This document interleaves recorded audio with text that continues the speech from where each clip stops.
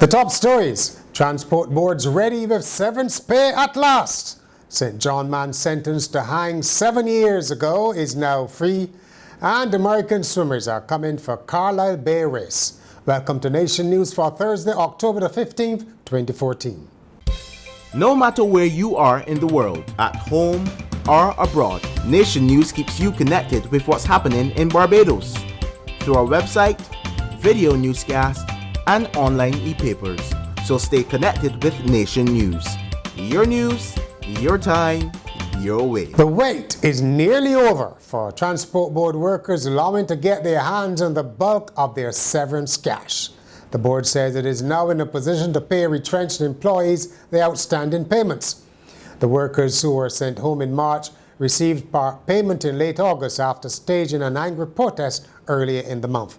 Another demonstration followed at the end of last month. Transport Board General Manager Sandra Ford delivered the good news in a public statement. I want to apologize for the length of time this process has taken. I felt their pain and was in regular contact with the relevant agencies to ensure that they receive their outstanding monies as soon as possible. I want to thank them for their patience and advise them that the HR department will be contacting them on Monday, October the 20th to finalize this outstanding matter. And I want to wish them well in their future endeavors. A Transport Board driver escaped injury when the bus he was driving hit a building at the corner of Church Street and the Spikestown Bypass Road. 49-year-old Lindsay Benjamin of Walker's Bay, St. Andrew, was not carrying passengers when the morning accident occurred just after 7. There was minor damage to the bus. A St. John man sentenced to hang for murder 7 years ago is now free. Jeffrey Giddens of Venture was found guilty of the murder of Lyndon Weeks during a fight instigated by Weeks and sentenced to death. He appealed and the sentence was later reduced to 20 years. Another appeal led to a further reduction to 10 years. But still not satisfied, Giddens took his case to the Caribbean Court of Justice for a second time.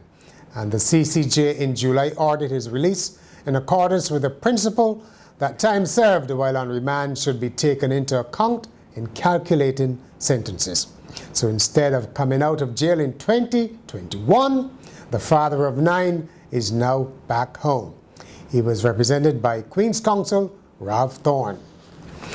Depressed land prices are somewhat of a pain for estate agents like Trevor Brooks, who, though he bagged almost $200,000 for his client Republic Bank in selling 2 tracts of land, wasn't exactly jumping for joy. The Babco Realtor representative said land prices were not as robust as they used to be and the market was seeing some dramatic reductions in prices. Mr. Brooks auctioned 2 St. George plots of land, averaging $10 per square foot, well below what the fetching price would have been a few years ago. It's NIFCA time, as you may know, and this year the performing arts are catching the eye. Organizers have expressed satisfaction that some musicians are doing their own composing and arranging. National Cultural Foundation Chief Cultural Officer Andrea Wells said 143 music entries and 33 theater entries were received for the Creative Arts Festival. There has also been an increase in the spoken word category, likely due to the success of Adrian Green, the first spoken word artist to win the coveted Prime Minister's Award. National heroes, storybook characters and biblical figures were all present at the St. Stephen's Nursery School as the children dressed up for Character Day. The event forms part of Literacy Week and was aimed at encouraging a love for reading and promoting creativity. Teacher and organizer Tony Ann Alexander said parents were very receptive to the activities as well. In sport, American swimmer Alex Mayer is coming to Barbados for next month's Swim the Bay race.